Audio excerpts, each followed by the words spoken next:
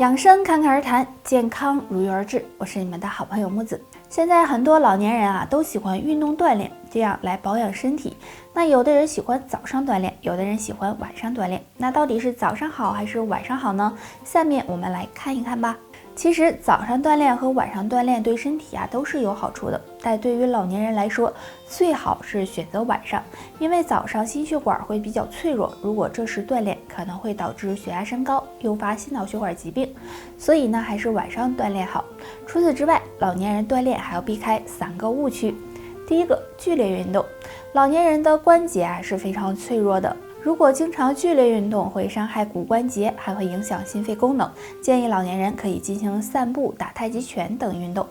第二个，运动过度，虽然说运动对身体有益，但是不建议运动过度。如果运动时间太长，运动量过大，也会损害身体健康，所以建议大家每天进行半小时左右就行。第三个，饭后马上运动，很多老年人吃完饭马上就去运动了，这样呢会影响肠胃功能，使人出现消化不良的情况，还会加重心脏负担。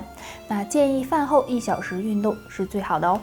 好了，本期内容就说这么多了，大家还有什么问题或者是建议，可以在评论区留言，我们下期见，拜拜。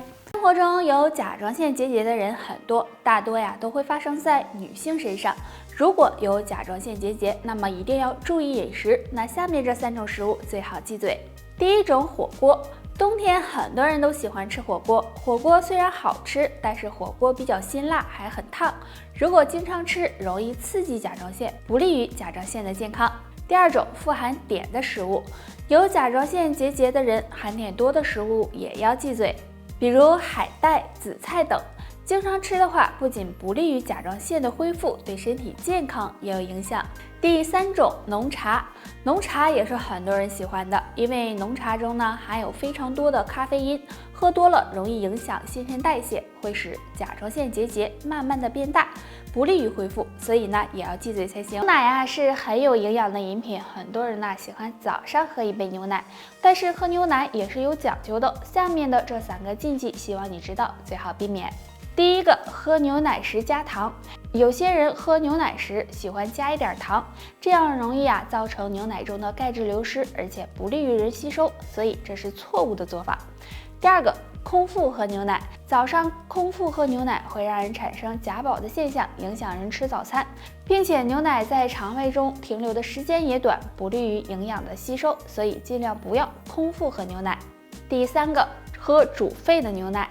现在的牛奶一般都不需要煮沸，如果煮沸了会破坏牛奶中的营养物质，而且还可能会产生有害物质，对健康反而不利。话说得好，一日之计在于晨。早上呢应该是精神饱满、充满活力的，但有些人会出现浑身不舒服的情况，其实这就反映出身体的问题。早上起床后若没有下面这3种症状，说明你的身体还很好，没什么大问题。第一，皮肤水肿。早上起床后，如果发现皮肤出现水肿，再排除是晚上睡觉前水喝多了，或者是平时盐吃多了引起的，那么就要小心，很可能是肾脏出现了问题。第二，头晕、眼冒金星。早上起床后本应该是头脑清醒、精力充沛的，但如果出现头晕、眼冒金星的情况，就要注意一下血压了，很可能是血压出现了波动。第3，浑身无力。早上起床后，如果觉得浑身无力、没有精神，即使待了一会儿也没有缓解，那么就要考虑是不是血压、血糖出现了问题。那上面这3个症状，如果你都有的话，就要引起重视了，最好呢去检查一下。早上起床后若有3种表现，可能是脾虚了，别不当回事儿。表现1，大便溏稀。大家早上起床排便时可以观察一下，若出现大便溏稀的情况，说明体内水湿不平衡，就可能是脾虚了。如果还伴有腹胀的情况，大家要及时的进行调理。表现2，脸色暗黄。脾虚还会对个人的脸色造成影响，如果早上起床后出现脸色暗黄，没有一点气色，那么就需要及时的进行调理了，这样才能够帮助恢复好的气色。表现3，浑身乏力，食欲不佳。经过一晚上的休息，早上起床后应该是充满活力、精神满满的。但如果出现浑身乏力、食欲不佳等情况，也可能是脾胃虚了。当出现脾胃虚的情况时，大家需要及时的进行调理和预防。平时注意不要熬夜，多运动，还有饮食也要特别的注意，少吃生冷的食物，这样对脾胃健康才是有利的。很多人早上起床后会发现自己头晕头痛，没有精神，而且呢还越睡越累，这是怎么回事呢？可能是你踩了3个雷，希望你心里有数。生气睡觉。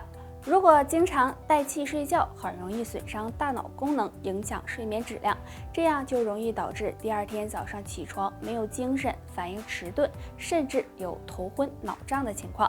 睡觉蒙被子，很多人喜欢睡觉时蒙着被子，这对身体健康是非常不好的，因为蒙被子睡觉容易影响大脑气血循环，时间长了会伤害大脑健康，也会使人第二天出现头晕头痛、反应迟钝的情况，让人感觉越睡越累。晚上熬夜。熬夜的危害大家都应该清楚，那经常熬夜会引起内分泌紊乱，抵抗力下降，也会损伤大脑。如果前一天晚上熬夜，睡眠不足，也会导致第二天早上没精神、头晕、全身无。俗话说，一日之计在于晨，早上是养生的好时候，而且早餐对我们来说也是非常重要的。如果早餐吃对了，那么对肝脏也会有帮助。第一个，蔬果类。蔬果类食物中含有大量的水分和维生素，比如菠菜、胡萝卜、苹果等。早上适当吃一些，不仅可以为身体提供维生素，对肝脏健康也有帮助。第二个，粗粮谷物类。吃早餐的时候，适当的添加一些粗粮谷物，可以帮助身体增加膳食纤维和维生素 B， 比如小米、豆浆等，能够促进身体的新陈代谢，为肝脏减轻负担。第三个，含硒的食物。生活中含硒的食物有很多，比如鸡蛋、蘑菇、肉类等。吃早餐的时候，适当的吃一些这些食物，可以增加肝脏的解毒能力，对养肝护肝也有帮助。那上面这3种有营养的食物，早餐时配合吃一些，肝脏也会感激你哦。晚睡晚起与早睡早起有什么不同？哪种人更长寿呢？现在呀，就来说清楚。先来说早睡早起。早睡早起对身体的休整非常的有好处，因为晚上11点到凌晨1点是肝的排毒时间，凌晨1点到3点是胆的排毒时间，而凌晨3点到5点是肺的排毒时间。如果每天能够保证充足的休息，作息有规律，那早睡早起可以调节好人的精神状态，对身体新陈代谢和排毒也有帮助，这样也有利于长寿。再来说一说晚睡晚起。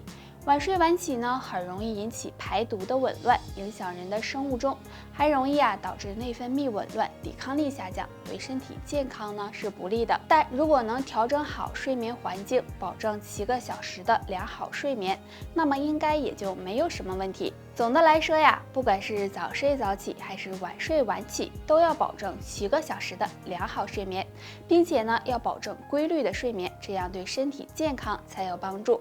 那最后提醒大家，晚睡晚起呢并不是什么好的习惯，建议处于青少年阶段的人最好呢不要有这样的习惯。